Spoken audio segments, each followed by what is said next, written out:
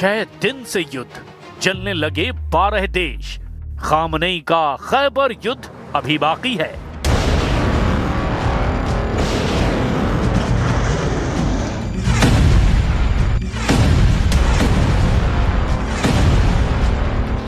Iran युद्ध बहुत तेजी से पूरी दुनिया में फैलता जा रहा है।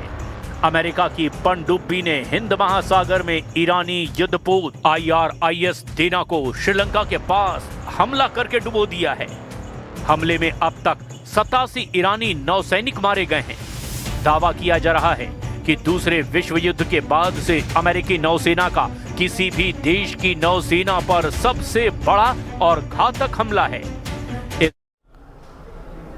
लेकिन इस बार पलटवार के बीच अबू धाबी एयरपोर्ट के पास बहुत बड़े धमाके की खबर आ रही है। जायद एयरपोर्ट के पास धमाके सुने गए। कई धमाकों की आवाज अबू धाबी में सुनी गई है। अबू धाबी एयरपोर्ट के पास एक के बाद एक कई धमाकों की आवाज सुनी गई है। जहां एक तरफ ईरान पर एक के बाद एक कई बड़े अटैक हो रहे हैं इजराइल की तरफ से, तो पलटवार भी ईरान की तरफ से हो रहा है। और अब इसी कड़ी में अबू धाबी के जायद एयरपोर्ट के पास कई धमाकों की आवाज सुनी गई है। एक बड़ी खबर है क्योंकि ईरान अब तक तकरीबन 12 देशों को अपने पलटवार की जद में ले चुका है। और उसी कड़ी में अब अबू धाबी एयरपोर्ट के पास बड़े हमले की खबर।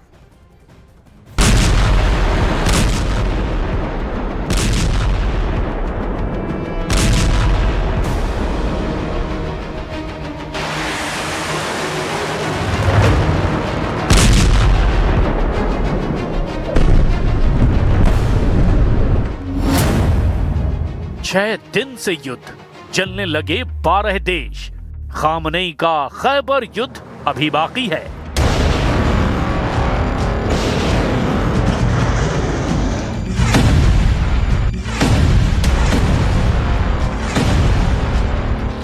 ईरान युद्ध बहुत तेजी से पूरी दुनिया में फैलता जा रहा है।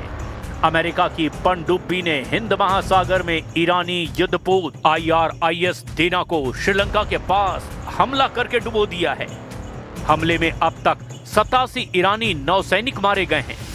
दावा किया जा रहा है कि दूसरे विश्व युद्ध के बाद से अमेरिकी नौसेना का किसी भी देश की नौसेना पर सबसे बड़ा और घातक हमला है।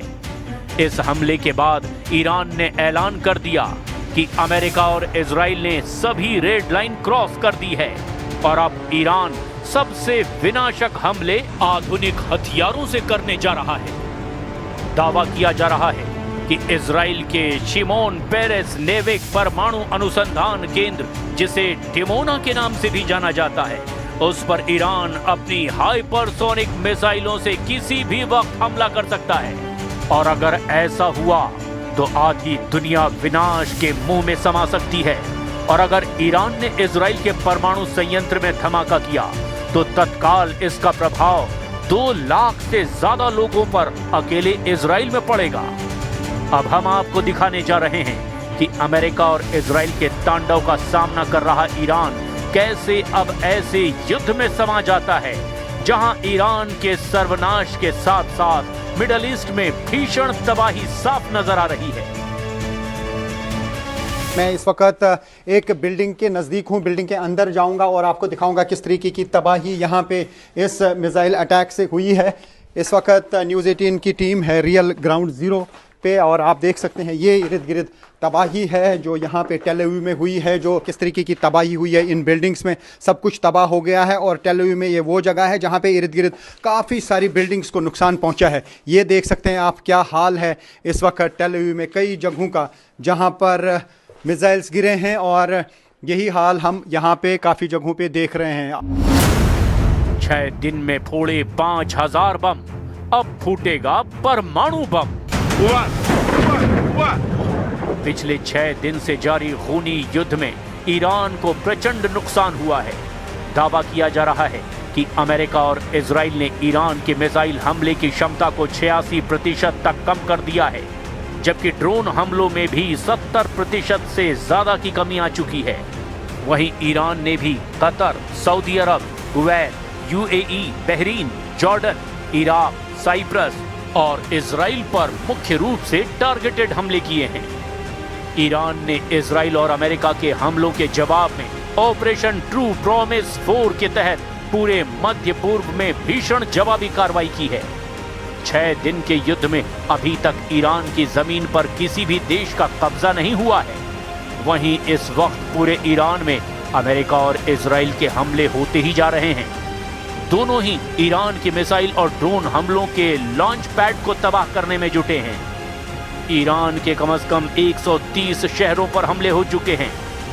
अब हम आपको इन 6 दिनों के भयानक युद्ध के वार पलटवार के दावे दिखाते हैं। ईरान पर लगातार ताबड़तोड़ हमले कर रहा है इसराइल यूएस फोर्सेस के साथ मिलके, लेकिन ईरान की तरफ से भी एक तो यूएस की एम्बेसीज हों या फिर यूएस की मिलिट्री बेसिस हों मिडल ईस्ट में, इसी तरीके के हमले किए जाते हैं। वहाँ पे भी काफ़ी तबाही हुई है। तो ये कहा जा सकता है कि पूरा जो क्षेत्र है मिडल ईस्ट का वो इस जंग की लपेट में आ चुका है और पूरे मिडल ईस्ट में जो है काफ़ी तनाव है और मिडल ईस्ट में काफ़ी जगहों पे एयर स्पेस भी बंद है।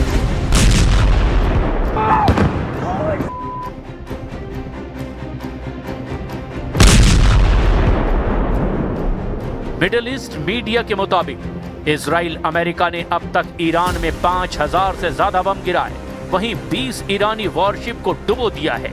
इन हमलों में 11,000 से ज्यादा लोग मारे गए हैं। ईरान ने भी पलटवार करते हुए मिडिल ईस्ट में 9 देशों में बने अमेरिकी बेस पर हमला किया। ईरान ने सबसे ताजा ड्रोन हमला अजरबैजान के नखचीवन स्वायत्त गणराज्य पर किया।